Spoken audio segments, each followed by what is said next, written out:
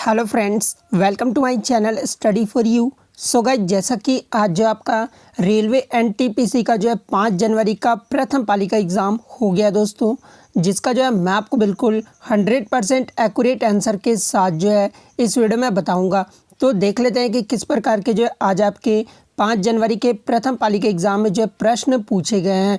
उससे पहले एक बात और दोस्तों कि जिन्होंने भी अगर चैनल को सब्सक्राइब नहीं किया है तो रेलवे भर्ती बोर्ड से रिलेटेड पल पल की अपडेट के लिए जो है चैनल को सब्सक्राइब ज़रूर कर दीजिएगा। और बगल में ही आपको एक बेल आइकन यानी घंटे का निशान भी दिख रहा होगा, तो आप उसे भी जो ज़रूर प्रेस कर दीजिएगा।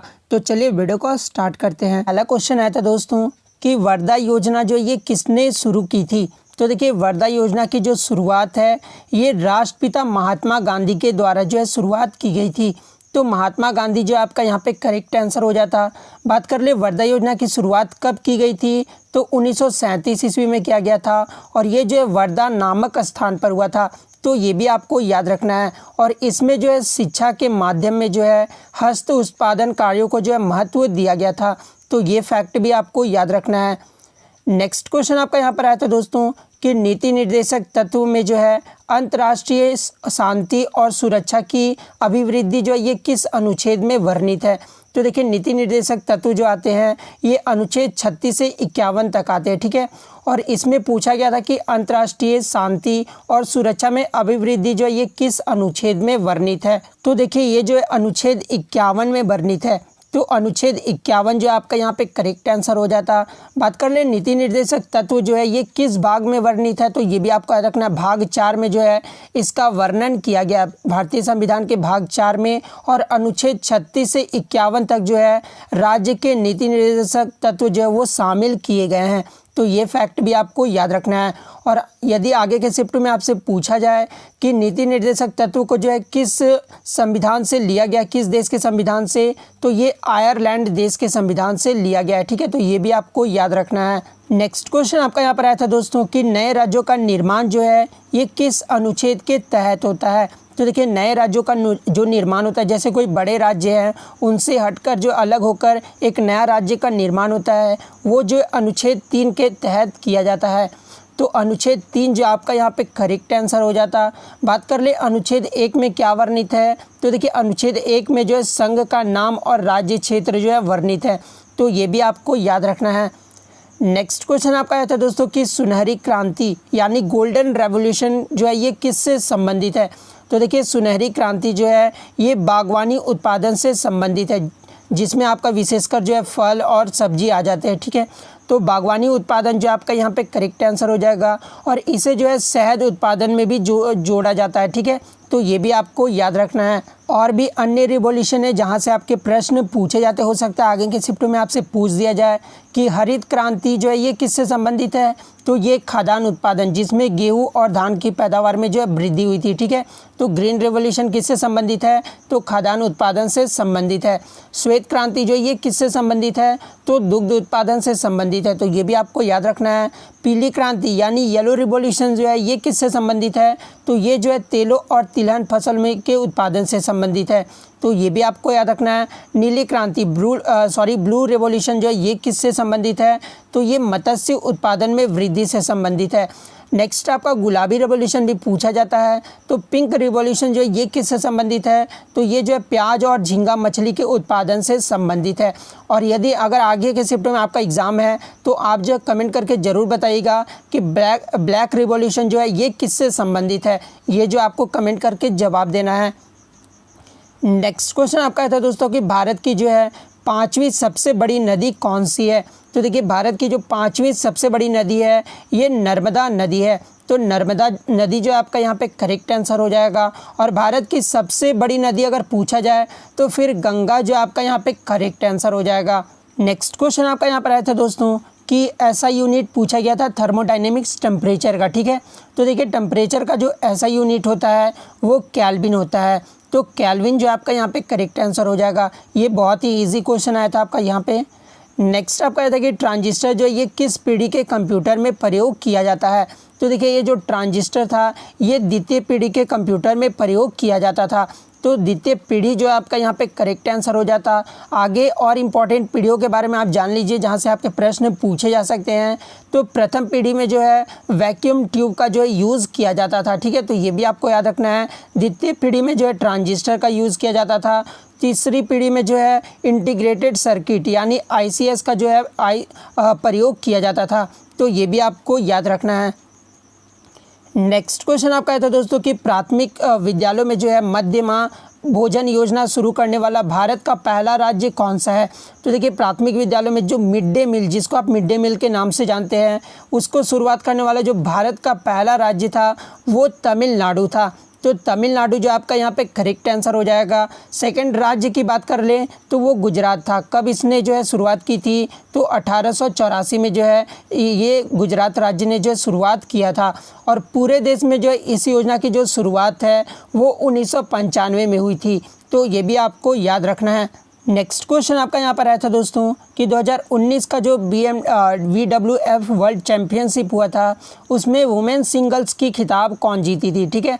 तो देखिए 2019 का जो WWF वर्ल्ड चैम्पियनशिप हुआ था यानी बैडमिंटन वर्ल्ड फेडरेशन, जिसका फुल फॉर्म होता है BWF का बैडमिंटन वर्ल्ड फेडरेशन, इसकी जो वुमेन सिंगल में जो चैम्पियन रही थी वो PV सिंधु रही थी। तो PV सिंधु जो आपका यहाँ पे करेक्ट आंसर हो जाएगा।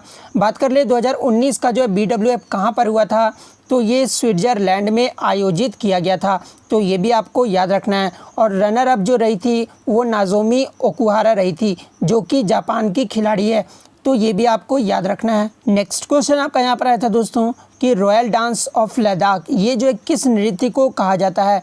तो देखिए रॉयल डांस ऑफ लद्दाख जो है ये सेंडोल नृत्य को कहा जाता है। तो सेंडोल नृत्य जो है आपका यहाँ पे करेक्ट आंसर हो जाता। नेक्स्ट क्वेश्चन आपका यहाँ पर आया था दोस्तों कि विंग्स इंडिया 2020 की थीम पूछी गई थी। तो देखिए विंग्स इंडिया 2020 की जो थीम थी ये फ्लाइंग फॉर ऑल था। तो फ्लाइंग फॉर ऑल जो है आपका यहाँ पे करेक्ट आंसर हो जाता।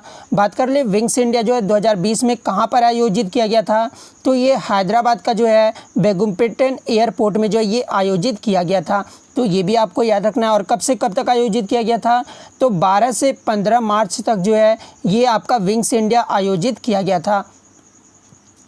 नेक्स्ट आपका यहाँ पर आया था दोस्तों कि वर्ल्ड गोल्ड आउटलुक रिपोर्ट 2020 के अनुसार जो है RBI गोल्ड खरीदने में कितने स्थान पर है।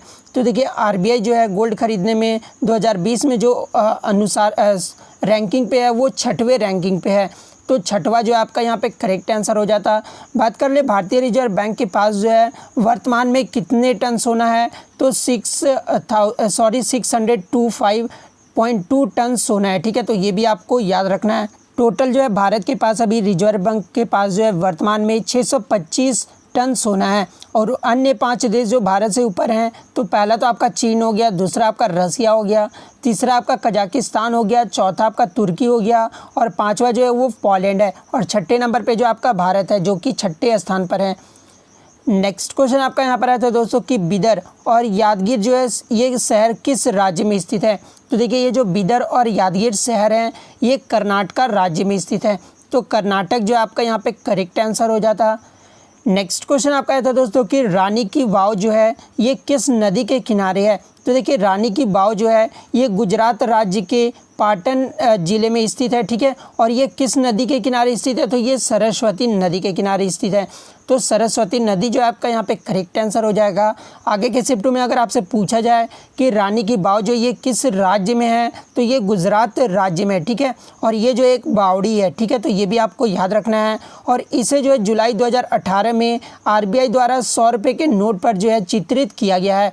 तो अगर पूछा जाए कि रानी की वाव जो है किसके नोट पर जो है चित्रित किया गया है, तो 100 रुपये के नोट पर जो है इसका चित्रण किया गया है और इसे जो है यूनेस्को के विश्व विरासत स्थल में भी जो है शामिल किया गया था। कब किया गया था, तो 2014 में जो है इसे विश्व विरासत स्थल में शामिल किया गया था। नेक्स्ट क्वेश्चन आपका यहाँ पर आया था दोस्तों कि 1930 में जो है महात्मा गांधी ने कौन सा आंदोलन किया था। तो देखिए 1930 में जो है महात्मा गांधी के द्वारा जो है सविनय अवज्ञा आंदोलन की शुरुआत की गई थी। तो सविनय अवज्ञा आंदोलन जो आपका यहाँ पे करेक्ट आंसर हो जाता। ये सविनय अवज्ञा आंदोलन कब हुआ था? तो 6 अप्रैल 1930 को जो है किया गया था। तो ये भी आपको याद रखना है। और इसे जो है नमक कानून के उल्लंघन के साथ ही जो है शुरू किया गया था। तो ये भी आपको याद रखना है। और आगे के शिफ्ट में अगर आपसे पूछा जाए कि गांधी इरविन समझौता जो ये कब हुआ था, तो ये 5 मार्च 1931 को हुआ था। तो ये भी आपको याद रखना है। और इसके अंतर्गत ही जो है इस आंदोलन सविनय अवज्ञा आंदोलन को जो है समाप्त कर दिया गया था। नेक्स्ट क्वेश्चन आपका है तो दोस्तों कि रजमनामा किस ग्रंथ को फारसी अनुवाद है? तो देखिए ये जो रजमनामा जो है ये महाभारत का फारसी अनुवाद है। तो महाभारत जो आपका यहाँ पे करेक्ट आंसर हो जाता। नेक्स्ट क्वेश्चन आपका यहाँ पर आता है दोस्तों कि a shot at history my obsessive journey to Olympic golds, ये जो है किसकी आत्मकथा है? तो देखिए ये शॉट एट हिस्ट्री जो आत्मकथा है ये अभिनव बिंद्रा की आत्मकथा है। तो अभिनव बिंद्रा जो आपका यहाँ पे करेक्ट आंसर हो जाएगा। बात कर ले अभिनव बिंद्रा के बारे में, तो इन्होंने जो है 10 मीटर एयर राइफल में गोल्ड मेडल जीता था। कब जीता था? 2008 के बीजिंग ओलंपिक में जीता था। तो ये भी आपको याद रखना है। नेक्स्ट आपका यहाँ पर आया था दोस्तों कि भारतीय स्वास्थ्य विभाग में जो है अधिकारी WHO में जो है चीफ साइंटिस्ट कौन है? WHO का जो फुल फॉर्म होता है वो वर्ल्ड हेल्थ ऑर्गेनाइजेशन होता है, ठीक है। और इसमें जो चीफ साइंटिस्ट है भारत की वो सौम्या स्वामीनाथन यादव है। तो सौम्या स्वामीनाथन यादव जो आपका यहाँ पे करेक्ट आंसर हो जाता। नेक्स्ट आपका था कि खुआंग जो है ये किस राज्य का वाद्य यंत्र है? तो देखिए ये जो खुआंग है ये मिज़ोरम राज्य का वाद्य यंत्र है। तो मिज़ोरम जो आपका यहाँ पे करेक्ट आंसर हो जाता। नेक्स्ट क्वेश्चन आपका यहाँ पर आया था दोस्तों कि साल्ट पीटर जिसको आप सोरा भी कहते हैं उसका फार्मूला जो है पूछा गया था। तो देखिए साल्ट पीटर का जो फार्मूला होता है वो पोटासियम नाइट्रेट होता है यानी KNO3 होता है। तो KNO3 जो आपका यहाँ पे करेक्ट आंसर हो जाता। बात कर ले पोटासियम नाइट्रेट का उपयोग जो है ये कहाँ पर किया जाता है? तो पोटासियम नाइट्रेट का जो उपयोग है ये उर्वरक, रॉकेट के प्रोपेलेट तथा पटाखों में किया जाता है। तो ये भी आपको याद रखना है। नेक्स्ट आपका यहाँ पर आता है दोस्तों कि यंगेस्ट IAS ऑफिसर कौन है जो तेलंगाना के CM ऑफिस में एडिशनल सेक्रेटरी के पद पर नियुक्त हुए हैं? तो देखिए यंगेस्ट जो IAS ऑफिसर हैं जो कि तेलंगाना के CM ऑफिस में एडिशनल सेक्रेटरी के पद पर जो नियुक्त हुए हैं ये स्मिता सब्रवाल हुए हैं, ठीक है। जो कि 2017 में जो है इन्हें एडिशनल सेक्रेटरी के पद पर नियुक्त किया गया था। तो स्मिता सब्रवाल जो आपका यहाँ पे करेक्ट आंसर हो जाएगा। और स्मिता सब्रवाल ने जो है मात्र 23 वर्ष की उम्र में ही जो है UPSC का एग्ज़ाम क्रैक किए थे, ठीक है। तो ये भी आपको याद रखना है। तो इतने क्वेश्चन जो आज मुझे बच्चों के द्वारा भेजे गए हैं। इसके अलावा यदि आपको कोई भी क्वेश्चन याद है तो आप जो है कमेंट करके जो अपने क्वेश्चंस भेज सकते हैं। और अगर आपको इसका PDF चाहिए तो आप मेरे टेलीग्राम ग्रुप में जो है जुड़ सकते हैं, जहाँ पे आपको टेलीग्राम पे सर्च करना है स्टडी फॉर यू और आप इजीली जो है मेरे चैनल से जुड़ सकते हैं। तो मिलते हैं नेक्स्ट वीडियो में, तब तक thank you, all the best.